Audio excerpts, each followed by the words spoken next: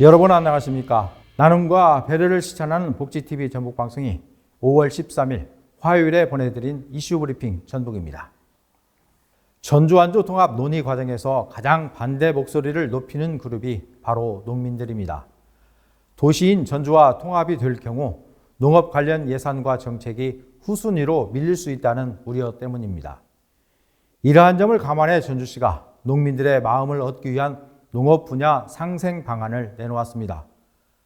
먼저 통합시가 출범하게 되면 현재 전주시와 완주군의 농업 예산을 합한 규모에서 해마다 7% 이상씩 확대하겠다고 밝혔습니다.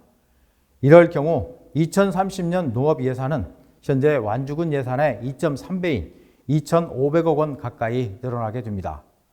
또 앞으로 10년 동안 해마다 100억 원씩 1,000억 원의 농업발전기금도 조성합니다.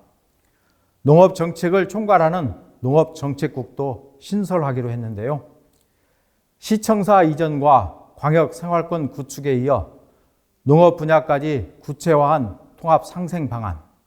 이번에는 완주 농민들의 마음을 움직일 수 있을지 모르겠습니다. 하지만 무엇보다도 정치권이 반대의 목소리를 높이고 있으니 이마저도 무용지물이 되지 않을까 하는 우려도 있습니다. 전북도 내 상장 법인은 36개사로 전년 대비 1개사 증가했지만 전국 비중은 여전히 1.3%에 불과한 것으로 나타났습니다. 전북상공회의소 협의회가 한국거래소에 등록된 자료를 바탕으로 지역별 상장 법인 수를 조사한 결과 도내 상장 법인은 모두 36개사로 집계됐습니다. 이는 전년 대비 1개사 증가했지만 전국 비중은 1.3%에 그쳤습니다. 전북교육청은 청사 안에 작은 도서관을 연말까지 만들기로 했습니다.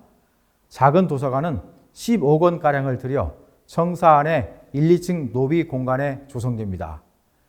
개관은 내년 1월부터며 직원뿐만 아니라 지역 주민도 자유롭게 이용할 수 있게 됩니다. 우주군이 지방 소멸 위기에 적극 대응하기 위해 부군수를 단장으로 생활인구 TF팀을 운영합니다.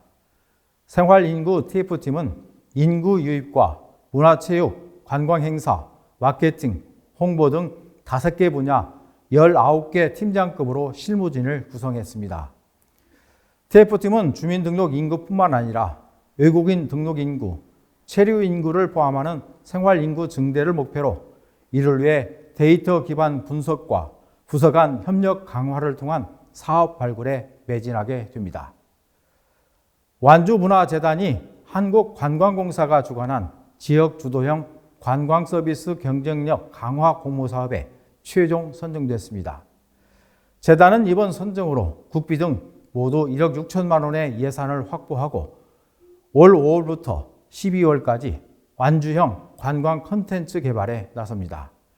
이번 사업은 지역 주도로 관광 모델을 설계하고 관광을 통한 지역경제 활성화, 일자리 창출, 지속 가능한 관광 생태계 조성을 핵심 목표로 삼고 있습니다. 순창구는 소통 중심의 행정 운영을 위해 제3기 군민소통혁신추진단을 운영합니다. 군민소통혁신추진단은 군민과 행정 간 소통의 역할을 통해 정책 수용성과 실행력을 높이기 위한 것입니다. 지난 1, 2기 소통혁신추진단은 모두 114건의 정책과 건의사항을 발굴했으며 이 가운데 70여 건이 군정에 반영됐습니다. 심정지로 쓰러진 이들을 살리기 위해 누구보다 먼저 달려간 3명이 포스코 히어로즈에 선정됐습니다. 완주의 이정난 씨, 익산의 송광석 씨, 정읍의 이승환 씨 등 3명이 그 주인공인데요. 이분들은 심정지 환자를 목격한 뒤 지체 없이 달려가 심폐소생술로 귀중한 생명을 살려냈습니다. 생명을 살린 이들의 용기 있는 행동이 지역사회에 큰 울림을 주고 있습니다. 나눔과 배려를 실천하는 복지TV 전북방송이 5월 13일 화요일에 보내드린 이슈 브리핑 전북입니다. 이 방송은 환자중심병원 전주 대다인병원, 통증 완화에 탁월한 임실 엉겅퀴 크림 지원으로 제작됐습니다.